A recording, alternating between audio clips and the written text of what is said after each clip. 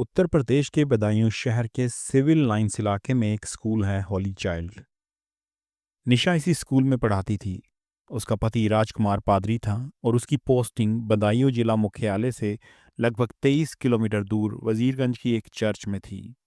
Church में जब ज़्यादा काम रहता था तो राजकुमार रात में वहीं रुक जाता था। निशा को स्कूल की बिल्डिंग में ही रहने के लिए कमरा मिला हुआ था। वो वहाँ पर अपने पति राजकुमार और दो बेटियों रागनी और तमन्ना के साथ रहती थी। राजकुमार और निशा की मुलाकात लखनऊ में पादरी के काम की ट्रेनिंग के दौरान हुई थी, जो कि वीसीसीआई संस्था द्वारा अपने धर्म प्रचारकों को दी जाती है। कुछ मुलाकातों के बाद दोनों एक दूसरे को पसंद करने लगे। निशा मूल रूप से गोरखपुर जिले की रहने वाली थी। उसके पिता दयाशंकर पादरी थे। निशा की बड़ी बहन शारदा की शादी बरेली निवासी रघुबीर मसीह के बेटे दिलीप के साथ हुई थी। इसी के चलते बहन के देवर राजकुमार से निशा की नज़दीकियां बढ़ने लगी। दोनों जानते थे कि घर वालों को इस रिश्ते से कोई एतराज नहीं होगा, अतः दोनों ने अपनी पसंद की बात अपने परिवार वालों को बता दी। राजकुमार ने लखनऊ में अपनी ट्रेनिंग पूरी कर ली। इन्हीं कारणों से निशा को ट्रेनिंग बीच में ही छोड़ देनी पड़ी। राजकुमार बरेली निवासी रघुबीर मसीह का बेटा था। रघुबीर मसीह पुलिस विभाग में वायरलेस मैसेंजर के पद पर बदायूं में तैनात थे। सन 2014 में पारिवारिक सहमति से राजकुमार और निशा का विवाह हो गया। रघुबीर मसीह के 4 बेटे और 2 बेटियां थीं, जिनमें से बड़ा बेटा रवि था, जिसकी शादी बाराबांकी निवासी अनुराधा से हुई थी। दूसरा बेटा दिलीप था, जिसकी शादी निशा की बड़ी बहन शारदा से हुई थी। उससे छोटा बेटा राजकुमार था और सबसे छोटा बेटा राहुल था। आप समझ ही गए होंगे कि एक हम आपके हैं कौन जैसा परिवार था, जिसमें 2 भाइयों और 2 बहनों की शादी आपस में हुई हुई थी। राजकुमार की पहली पोस्टिंग कासगंज जिले के सोरो कस्बे में नवनिर्मित चर्च में हुई थी। इसी बीच राजकुमार की शादी हो गई और रघुबीर मसीह ने कोशिश करके राजकुमार का तबादला कासगंज से वजीरगंज करवा लिया। शादी के बाद कुछ समय तक तो अच्छा कटा। राजकुमार की मां आशा मसीह ने नई ब्याही दुल्हन को हाथों हाथ लिया, पर निशा को घर का माहौल बिल्कुल भी पसंद नहीं आया। इसलिए उसने पति से कहा कि वो घर में बैठकर अपना समय बर्बाद नहीं करना चाहती। निशा इंटरमीडिएट पास थी और उसकी अंग्रेजी भाषा पर अच्छी पकड़ थी। वो सोचती थी कि किसी भी इंग्लिश स्कूल में उसे आसानी से नौकरी मिल सकती है। नौकरी करने वाली बात निशा ने पति और सास ससुर से बताई तो उन्हें इस बात पर कोई भी ऐतराज नहीं हुआ। निशा को इजाज़त मिल गई थी और थोड़ी कोशिश से निशा को होली चाइल्ड स्कूल में नौकरी मिल गई। कालांतर में निशा 2 बेटियों की मां बनी, जिनके नाम रागनी और तमन्ना रखे गए। अब उनका छोटा सा खुशहाल परिवार था। वे स्कूल परिसर में स्थित कमरे में रहते थे। राजकुमार और निशा का दाम्पत्य जीवन बहुत सुखद था। किन्हीं खास मौकों पर वे लोग बरेली भी चले जाते थे। सब कुछ ठीक ठाक चल रहा था, पर वक्त कब करवट ले लेगा इसका आभास किसी को भी नहीं था। स्कूल की नौकरी करते करते निशा अच्छा कमाने लगी थी। अब वो राजकुमार से ज़्यादा अर्निंग करती थी। उसका माहौल भी राजकुमार से काफ़ी डिफरेंट था। स्कूल की टीचरें जो उससे मिलती थी वो काफ़ी पढ़ी लिखी होती थी। उनके घर का माहौल और राजकुमार और निशा के घर का माहौल काफ़ी डिफरेंट था। स्कूल की नौकरी करते करते निशा को लगने लगा था कि राजकुमार से शादी करना उसके जीवन की सबसे बड़ी भूल थी। वो अच्छा खासा कमा लेती है। अगर उसने शादी की जल्दबाजी ना की होती तो उसे कोई पढ़ा लिखा अच्छा पति मिलता और वो सारी उम्र ऐश करती।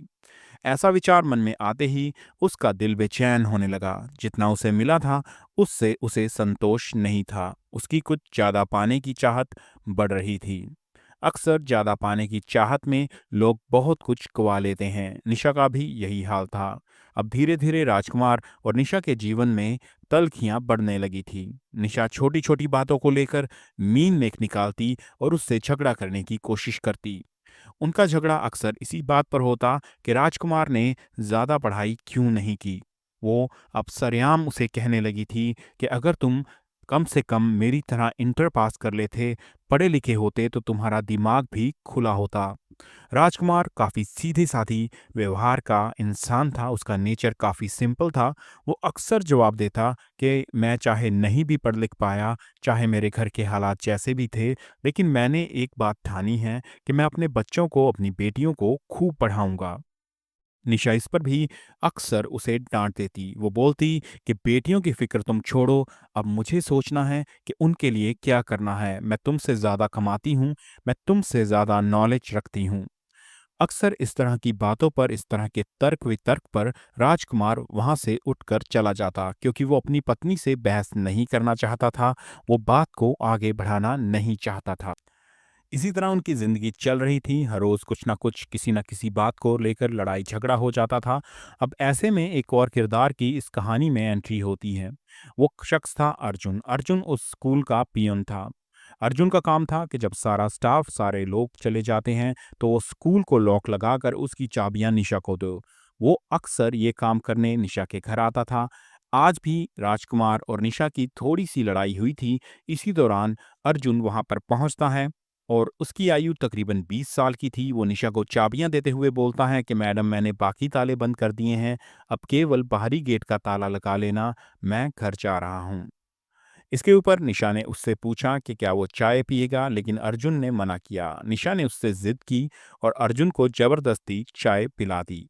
अर्जुन बाबा कॉलोनी में रहने वाले निवासी उमेंद्र सिंह का बेटा था। वो स्कूल में चपरासी था और उसका छोटा भाई किरनेश स्कूल के प्रिंसिपल के घर का नौकर था। जब चाय आई, चाय पी गई। अब राजकुमार को ये कुछ ज़्यादा अच्छा नहीं लगा। उसने निशा से कहा कि मुझे इस अर्जुन की आदतें कुछ अच्छी नहीं लगती।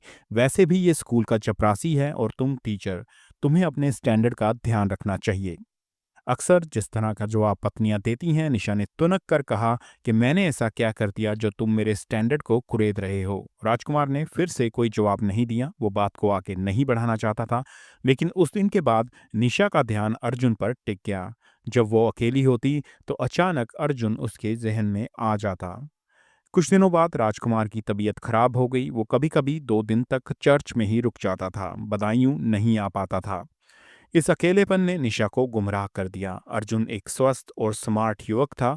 वैसे भी निशा के साथ वो घुलने मिलने लगा था। अब राजकुमार की गैर मौजूदगी में वो निशा के कमरे में आ जाता, उसकी बेटियों के लिए खाने पीने की चीजें ले आता था।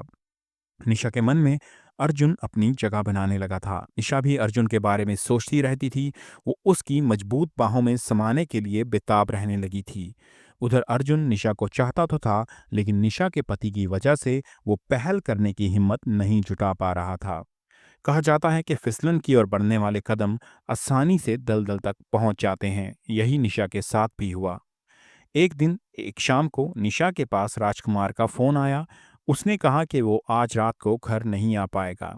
इस फोन कॉल ने निशा के दिल में हलचल मचा दी। उसके दिल की धड़कनें बढ़ गई।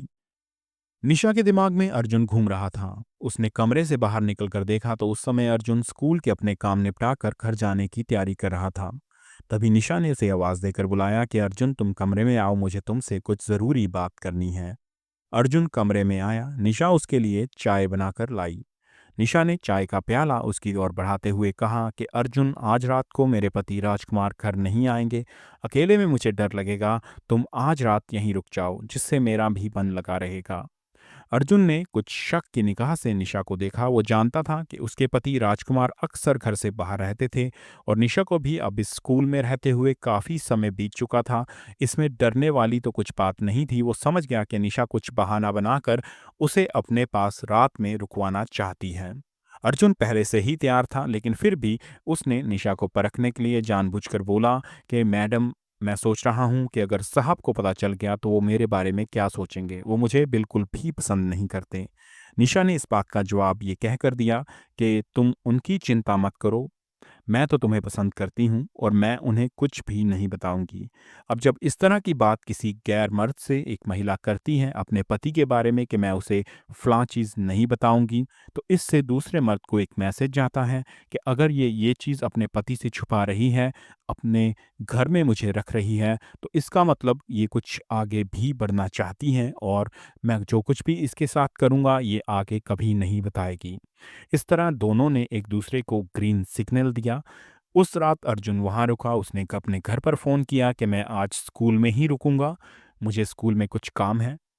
शाम हुई। निशा ने अपने बच्चों को खाना खिलाया और उन्हें सुला दिया। अब तक अर्जुन वहां पर उनके साथ ही था। ईशा ने उसके लिए भी जमीन पर बिस्तर लगा दिया। अर्जुन ने भी खाना खाया, निशा ने उसके साथ ही खाना खाया और जब अर्जुन सोने के लिए लेटा तो निशा उसके पास जाकर बैठ गई। फिर से बातचीत शुरू हुई। निशा ने फिर से अर्जुन से पूछा कि तुमने अभी तक शादी क्यों नहीं की, तो अर्जुन ने जवाब दिया कि मुझे आपके जैसी लड़की की तलाश है। इतना सुनते ही निशा खुश हो गई और बात आगे बढ़ने लगी।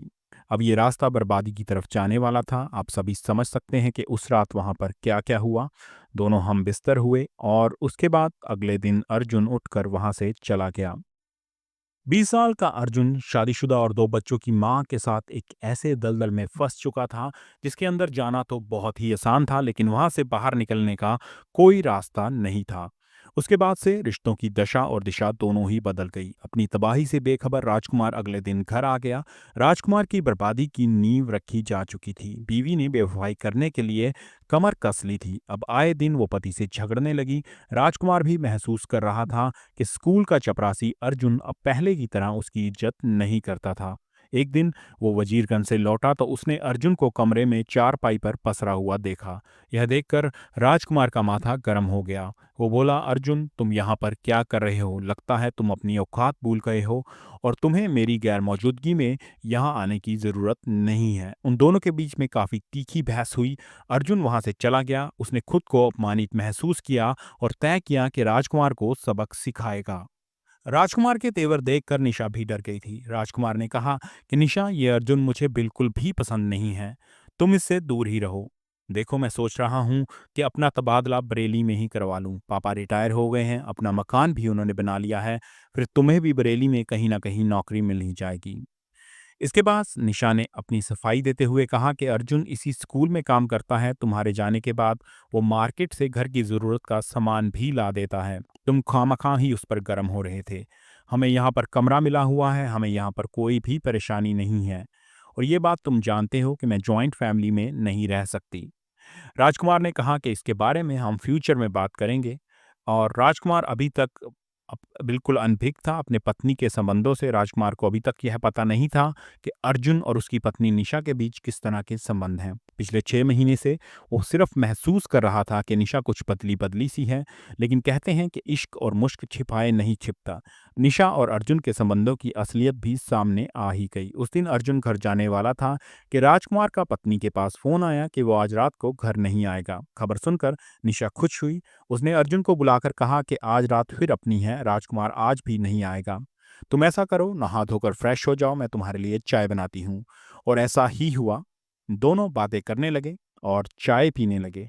अब ऐसा करते करते अर्जुन ने निशा को अपनी बाहों में घेर रखा था, उसे अपनी गोद में बैठा रखा था। इसी तरह अचानक राजकुमार घर के अंदर आ गया। उन्हें यह भी पता नहीं चला कि उन्होंने दरवाज़ा खुला छोड़ रखा है, क्योंकि इस दौरान स्कूल में कोई नहीं आता था और राजकुमार के आने के चांसेस तो थे ही नहीं। उसने पहले की तरह फ़ोन करके बताया था कि वो आज नहीं आ रहा। उसके बाद जैसे ही राजकुमार अंदर आया, उसने निशा और अर्जुन को एक दूसरे की बाहों में समाये हुए और निशा को अर्जुन की गोद में बैठे हुए देखा। इतना देखते ही कि राजकुमार बहुत ज्यादा गुस्से में आ गया। उसने तेजी से अर्जुन को पकड़ा, उसे जमकर लताड़ा, उसे मारा। अर्जुन अपनी जान बचाकर किसी तरह से वहां से भाग गया। राजकुमार ने उसे भागते भागते भी धमकी दी कि वो इसकी शिकायत स्कूल से करेगा। अर्जुन के चले जाने के बाद राजकुमार ने निशा को जमकर लताड़ा। निशा उसके पैरों में गिरकर अपनी गलती की माफी मांगने लगी, पर राजकुमार के तेवर काफी सख्त थे। उसने कह दिया था कि हम अब यहाँ नहीं रहेंगे। राजकुमार ने पिता को फोन पर सारी बातें बता दी और कहा कि अब हम बरेली में नेकपुर स्थित अपने घर में रहेंगे। पति का फैसला सुनकर निशा परेशान हो गई। वो किसी भी हालत में बदायूं को छोड़ना नहीं चाहती थी। अतः उसने तय कर दिया कि पति नाम के इस कांटे को वो अपनी जिंदगी से उखाड़ फेंकेगी। अगले दिन राजकुमार वजीरगंज चला गया। निशा ने मौका मिलते ही अर्जुन को फिर से बुलाया और कहा कि अगर तुम मुझे चाहते हो तो तुम्हें राजकुमार को रास्ते से हटाना होगा। अर्जुन का दिल तेजी से धड़कने लगा, क्योंकि ऐसा तो उसने कभी सोचा भी नहीं था। उसे चुप देखकर निशा बोली, हाँ, मैं ठीक कह रही हूँ। जब राजकुमार घर पर आएगा तो तुम घर पर आकर उससे अपनी गलती की माफ़ी मांगना, उसका विश्वास जीतना, और इसके आगे क्या करना है वो मैं बाद में बताऊंगी। अर्जुन ने ऐसा ही किया। राजकुमार जब घर पहुंचा तो अर्जुन उसके घर चला गया। उसे देखते ही राजकुमार उस पर भड़का तो अर्जुन ने उससे अपनी गलती पर अफसोस जताते हुए माफ़ी मांग ली। सीधे साधे राजकुमार ने उसे माफ़ कर दिया और कहा कि अब वैसे भी हमें यहाँ नहीं रहना है। पर अर्जुन के दिल में राजकुमार के प्रति क्या था, राजकुमार बिल्कुल भी नहीं जानता था। राजकुमार मौत की दस्तक को सुन ही नहीं पाया था। 15 जून 2019 का दिन। अपनी योजना के मुताबिक अर्जुन अपनी बाइक पर आया। उसने राजकुमार से कहा कि चलिए मछली लेने चलते हैं। राजकुमार भी माहौल का तनाव कम करना चाहता था। वो अर्जुन को अपने मन से माफ कर चुका था। साजिश से अनजान राजकुमार अर्जुन के साथ बैठकर चला गया। अर्जुन बाइक को इधर उधर घुमाता रहा। फिर बाइक मझिया गांव के सुनसान इलाके में ले गया और उसने बोला कि अब आप बाइक चलाओ, मैं पीछे बैठता हूँ। राजकुमार ने बाइक चलानी शुरू की। दोनों शर्की रेलवे स्टेशन से कुछ ही दूरी पर पहुंचते थे कि बाइक पर पीछे बैठे अर्जुन ने जेब से तमंचा निकाला और राजकुमार के सिर पर गोली मार दी। राजकुमार का बैलेंस बिगड़ा। वो बाइक्स में जमीन पर गिर गया। राजकुमार खून से लथपथ था। अब योजना के मुताबिक राजकुमार को रेलवे ट्रैक पर डालना था ताकि उसकी मौत ट्रेन एक्सीडेंट लगे। अर्जुन चाहता था कि इस कत्ल को ट्रेन एक्सीडेंट समझा जाए। उसने खून से लथपथ राजकुमार को रेलवे ट्रैक पर लाकर डाल दिया। उसके कपड़े भी खून से लथपथ थे। रेलवे लाइन पर पड़ा राजकुमार तड़प रहा था। वो अभी जिंदा था, पर अर्जुन ने जो सोचा था वो अभी नहीं हुआ था। यानी कि अर्जुन ने सोचा था उसे मरने के बाद वहां पर डाल दूंगा, उसके ऊपर से ट्रेन निकल जाएगी तो अपने आप मामला एक ट्रेन एक्सीडेंट का लगेगा। लेकिन कासगंज से बरेली जाने वाली ट्रेन तब तक गुजर चुकी थी। अब सुबह 5 बजे से पहले वहां पर कोई भी गाड़ी आने वाली नहीं थी। अब अर्जुन के पास सिवाय राजकुमार के मरने का वेट करने के अलावा कोई रास्ता नहीं था। वो थोड़ी देर वहां पर रुका। राजकुमार बुरी तरह से तड़प रहा था। अगर गाड़ी नहीं भी आती तब भी खून के रिसने से वो मरने ही वाला था। अब ऐसा करने के बाद अर्जुन तेजी से अपनी बाइक स्टार्ट करके अपने घर पर आ गया। उसने खून से सने हुए कपड़े उतारे। कपड़ों पर लगा खून देखकर उसके घर वाले सन रह गए। उन्होंने अर्जुन से जब सख्ती से पूछताछ की तो पता चला कि अर्जुन ने राजकुमार का कत्ल कर दिया है। अर्जुन ने अपने कपड़े धो डाले और घर वालों से सख्त लहजे में कहा कि कोई भी अपना मुंह नहीं खोलेगा। उसने निशा को काम हो जाने की खबर फोन पर दे दी। रात जैसे तैसे गुजर गई। सुबह मॉर्निंग वॉक पर निकले लोगों ने रेलवे ट्रैक पर लाश देखी तो किसी ने इसकी सूचना रेलवे पुलिस को दे दी। पुलिस वहां आई, लोगों से लाश की शिनाख्त करने की कोशिश की, पर उसकी शिनाख्त नहीं हो पाई। सिविल लाइन थाने की पुलिस भी वहां पहुंच गई। उधर राजकुमार को 15 जून को बरेली जाना था। यह बात उसने फोन पर अपने पिता रघुवीर को बता दी थी, लेकिन वो रात में घर नहीं पहुंचा तो घर वाले परेशान हो गए। इधर थाना सिविल लाइंस के थाना प्रभारी ओपी गौतम, सीओ राघवेंद्र सिंह राठौर और एसपी जितेंद्र कुमार श्रीवास्तव भी मौके पर पहुंच गए थे। फोरेंसिक टीम भी जांच के लिए पहुंच गई थी। जांच में पुलिस को मृतक की जेब से 100 रुपए का एक नोट और एक पर्ची मिली थी। पुलिस ने जरूरी कार्रवाई करके लाश पोस्टमार्टम के लिए भेज दी थी। 17 जून को लाश का फोटो अखबारों में छपा तो रघुवीर के एक रिश्तेदार जेपी मसीह उन्हें फोन करके पूछा कि राजकुमार कहाँ है। रघुवीर ने कहा कि राजकुमार को बरेली आना था पर वो आया ही नहीं। सब जगह फोन कर लिया, उसका कुछ भी पता नहीं है। तब जेबी मसीह अखबार लेकर रघुवीर के घर पहुंच गए और उन्हें अखबार दिखाया। अखबार में अपने बेटे की लाश का फोटो देखकर रघुवीर की आंखों से आंसू निकल आए। वो परेशान हो गए। उन्होंने उनके पास जो कंट्रोल रूम था वहां से भी उनके पास फोन आया। रघुवीर अपने रिश्तेदारों के साथ पोस्टमार्टम हाउस पहुंचे। लाश की शिनाख्त बेटे राजकुमार के रूप में कर दी। निशा भी किसी से खबर पाकर घड़ियाली आंसू बहाती हुई पोस्टमार्टम हाउस तक पहुंची। वो इस तरह से रोई थी जैसे उसका सब कुछ लुट गया हो। पोस्टमार्टम के बाद लाश बरेली लाकर उसका अंतिम संस्कार कर दिया गया। निशा के हाव भाव देखकर रघुवीर की समझ में कुछ कुछ आ रहा था। उन्हें शक था कि उनके बेटे की हत्या निशा ने करवाई होगी, क्योंकि उसे रंगों हाथ पकड़ने पर राजकुमार ने उसकी शिकायत अपने पिता से कर दी थी। रघुवीर ने जांच अधिकारी के सामने अपनी पुत्रवधू और अर्जुन के नाजायज संबंधों का खुलासा कर दिया था। पुलिस ने अर्जुन को हिरासत में लिया। अर्जुन ने अपने हाथ पर ब्लेड से निशा का नाम भी लिख रखा था। पुलिस ने निशा और अर्जुन को आमने सामने बिठाकर पूछताछ की तो दोनों एक दूसरे पर इल्जाम लगाने लगे। उनके दीवानेपन आशिकी की हवा निकल चुकी थी। दोनों ही अपना जुर्म स्वीकार कर चुके थे। अब दोनों को जेल जाने का डर सता रहा था। पुलिस ने भी विभिन्न धाराओं के तहत मुकदमा दर्ज करके उनसे विस्तार से पूछताछ की और कोर्ट में पेश कर जेल भेज दिया। रागनी और तमन्ना ने माँ बाप दोनों को खो दिया था। राजकुमार की मां आशा मसीह ने कहा कि उसे तो विश्वास ही नहीं हो रहा कि उनकी बहू उनके सीधे साधे बेटे को मरवा सकती है। अब इस उम्र में उन्हें अपने बेटे की बच्चियों की परवरिश के लिए जीना होगा। निशा के पिता दयाशंकर और मां गीता को बेटी के इस गुनाह पर अफसोस होता है। उन्होंने तो कभी कल्पना भी नहीं की थी कि निशा ऐसा कर सकती है।